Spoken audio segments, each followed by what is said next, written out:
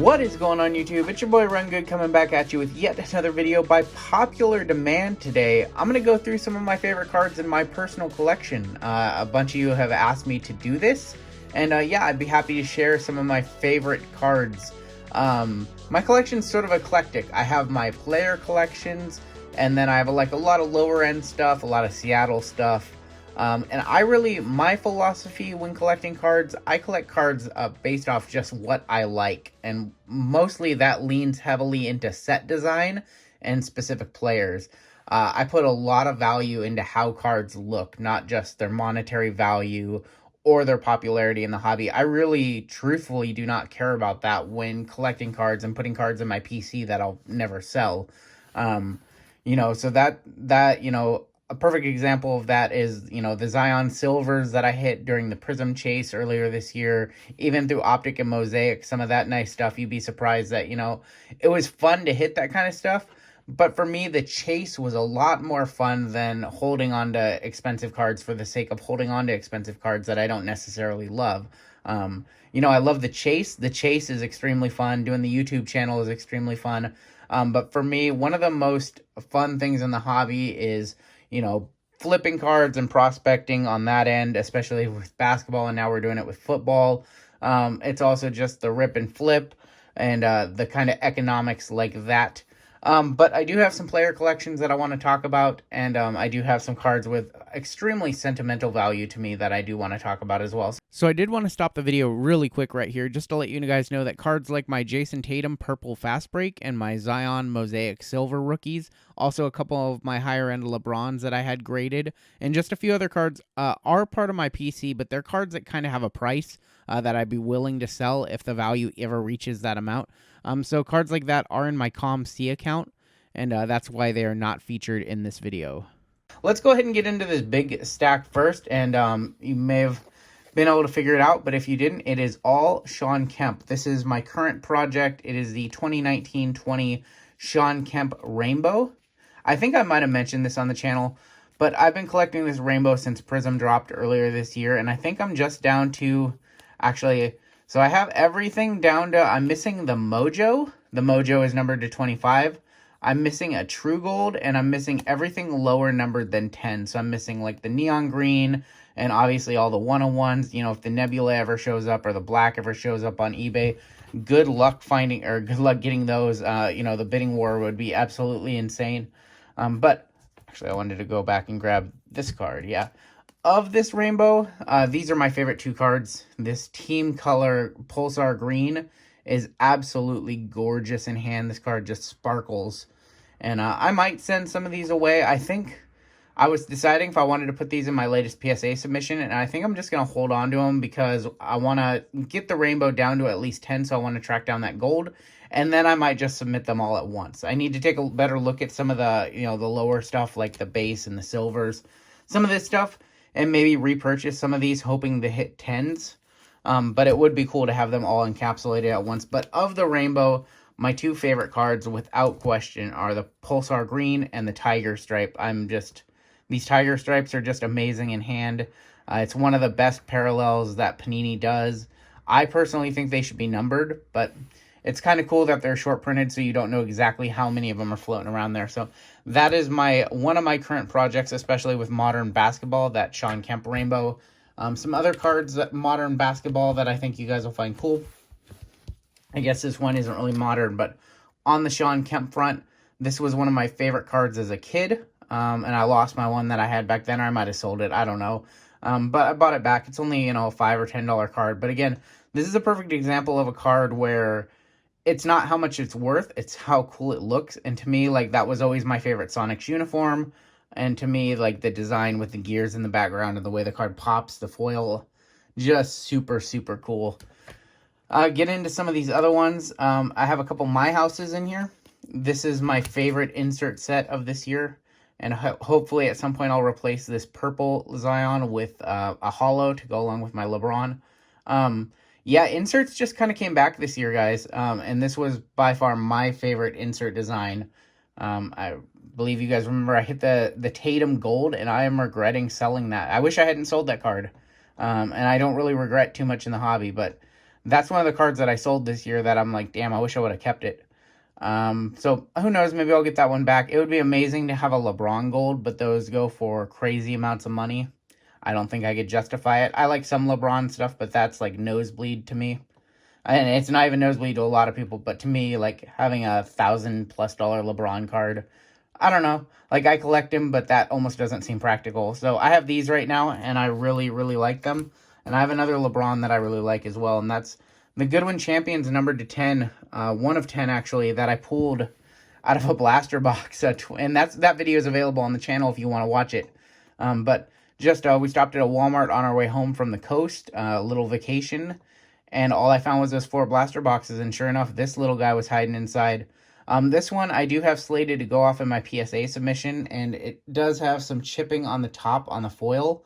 So I don't know what it'll grade at, but I don't care because it's probably PC for life. A couple other ones. I have a couple Kobe's. This is a Kobe that I've just had for a while. This is, I believe, numbered to 75. It is the Fast Break Purple, so team color Laker Purple. Again, just a really beautiful card. I have some other Kobe's as well, and I'll show you that. Show you the other one. This is probably my favorite Kobe card there is. So I have a Kobe rookie. I have an Ultimate, I believe, or not an Ultimate. I have an Ultra. Sorry. So I have an Ultra Kobe rookie, but to me, this is the best Kobe Bryant card ever made. And I like it. It's almost like people have referred to this as, passing the torch card. LeBron's trying to steal the ball from Kobe, and Kobe's like, I ain't ready to give it up just yet, youngin. I like everything about this card, and I like this card before Kobe passed away too. This is one of my favorite designs Topps ever did. I think it was by far the best of the 2000s.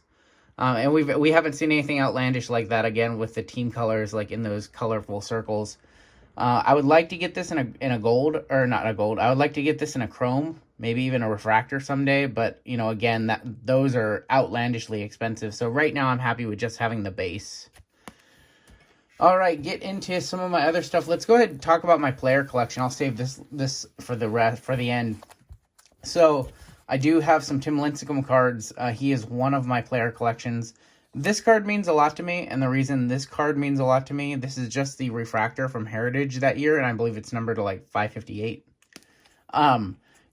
This card came out in 2008, and I didn't have a lot of money back then, so I wasn't able to afford one of those, the true autos. So this was kind of like the poor man Tim Lincecum rookie card to me. And this wasn't even his rookie card. This was his second year, because this was 2008 and all of his stuff was 2007. So maybe it's classified as an RC. I can't recall, but this was a card I just had because, the chrome autographs were going for hundreds and hundreds of dollars, even the base ones. So this was a card that I just had as kind of a de facto, I couldn't afford the one that I wanted, but I had this one, and has the same pose. I really like this design of Heritage. I would love to someday be able to track down a gold of this. I had the opportunity to buy a gold in 2009, and I passed it up. And I'm kicking myself because I believe that the purchase price was like $125 or $150, and I definitely should have, but I didn't. This is another one that I have from, this was a card that I really, really wanted back in the day, and it was just too expensive. And, sure enough, the last Lincecum stuff is really kind of came back this year, but last year in 2018, it was really just kind of, his stuff was dirt cheap. So I was able to snag not only the Upper Deck Black, like I believe that the standard ones of these are numbered to 49 or 25. I was able to actually snag one of the ones numbered to 10, these Pride of the Nation. And it's a manufactured patch relic, so it's not from the jersey, but I just think that this is one of the best design cards from that era. And I'm a sucker for manufactured patches. I have a lot of just manufactured stuff in my collection. But this in particular with the American flag, and Lincecum, I think he had a pretty good auto. This card kind of ticks all the boxes for me. And these two cards really tick the boxes for me. These are, again, cards from, when I was in my 20s, and I thought that I'd never be able to afford a Lincecum Chrome auto from, his first Bowman Chrome auto.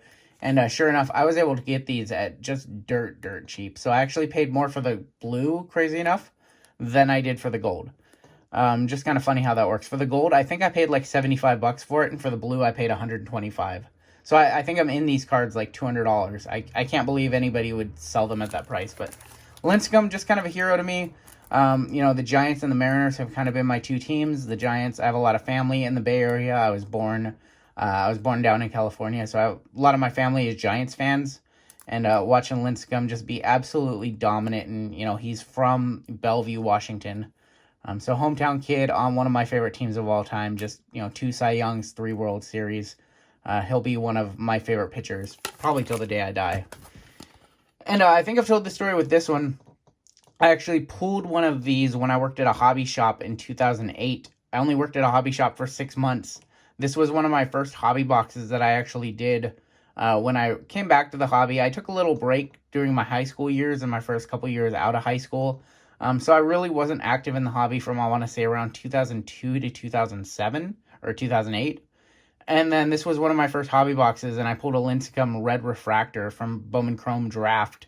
And I think that I'm almost certain, because I haven't been able to find a picture of the backs, I'm pretty sure that I pulled number 3 of 5, and I have number 1 of 5 here.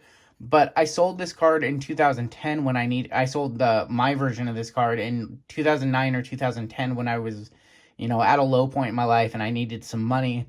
And then I spent 9 years trying to track this down because there's only 5 of them, so I never saw them come up for sale. And my friend Project 55 and Jackson helped me, 2 of the Lincecum Super collectors helped me track this card down, and it just meant a ton. So to have one of those, that one's not going anywhere.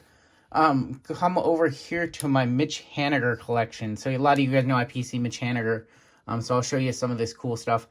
This is a card not many people know about. It's a 2011 Disabled American Veterans Limited Edition card. It's not licensed, but this precedes Haniger's 2012 first Bowman Chrome.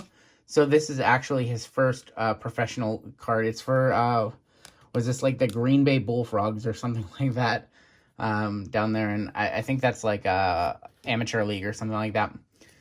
To date, this remains Haniger's best logo patch. This is 2019 Topps Inception Patch Auto Black 1 of 1. I thought he would end up in Diamond Icons or something like that, and he never did. So this remains his best patch available. That's licensed anyways. There's some pretty sick Panini National Treasures ones that I sold, actually. But this remains his best one. I think I'm going to hang on to it for a while. This is a National Treasure. So I had this whole rainbow at one point before selling it. This one's number 3 of 10, I believe. But I had the whole 101, and it had a similar patch to the one I just showed you guys. But I kept one of these. I had 2 of these numbered to 10, so I just kept one. This one's actually splitting on the side because of how thick that patch is. So it's not going anywhere.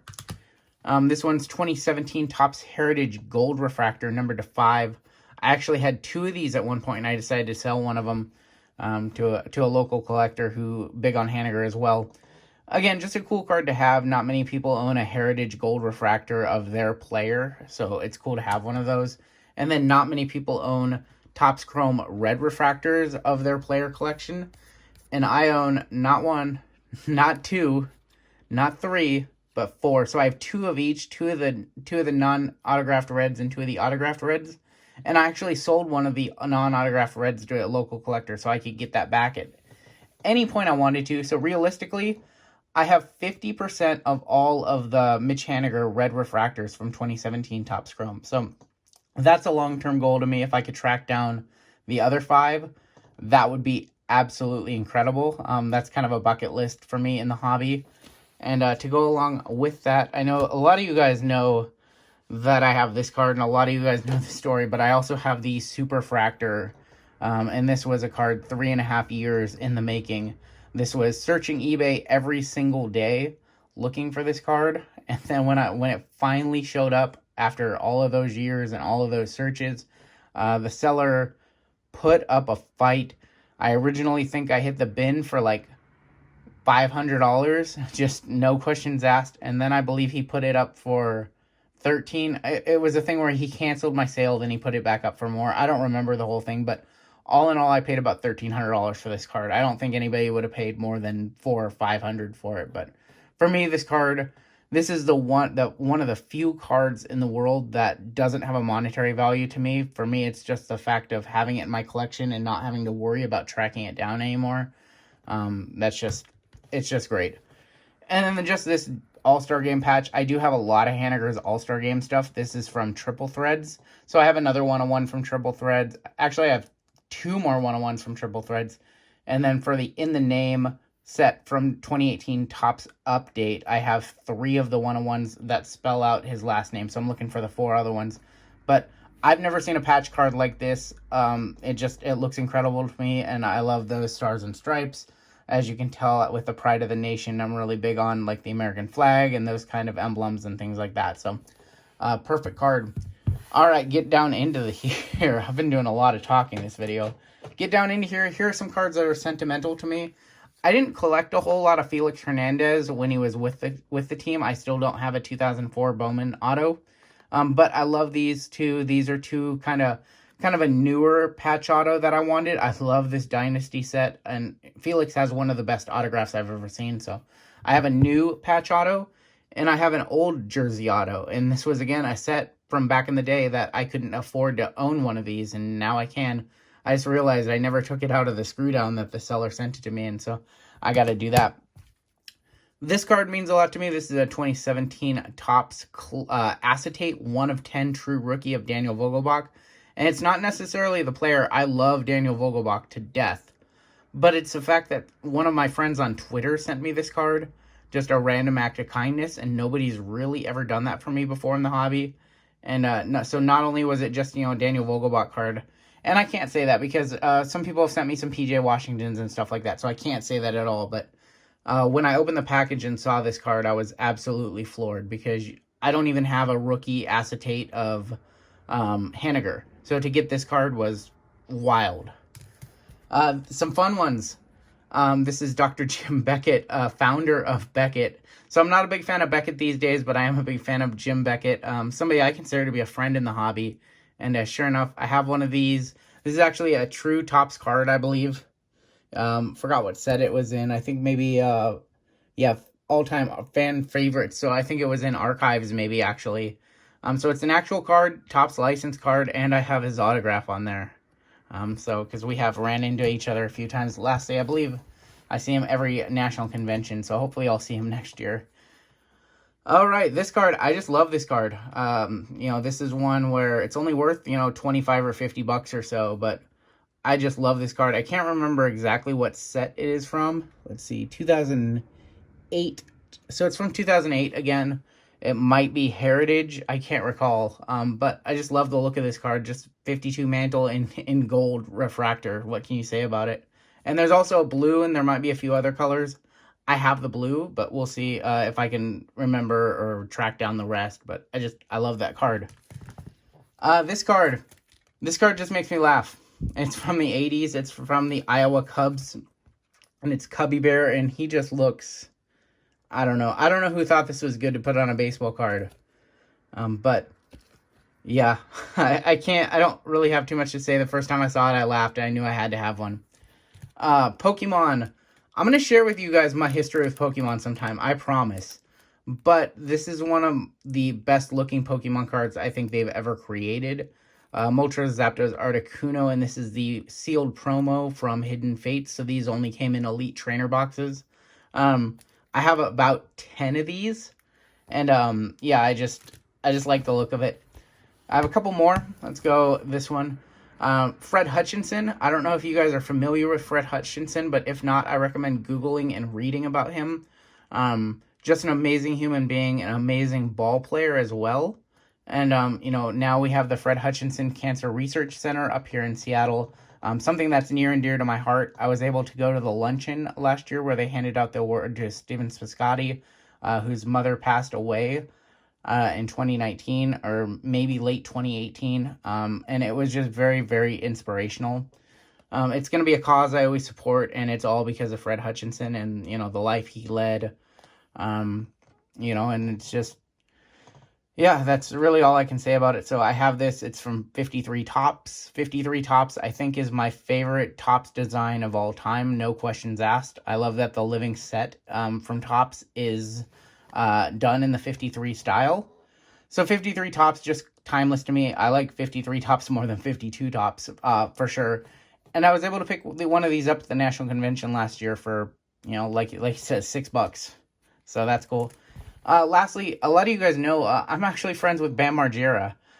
You know, I don't know if he would consider me a friend, but I know that the next time I see him, he knows my name, and that's good enough for me. We've met up on a few occasions. I'm friends with his brother's band, CKY.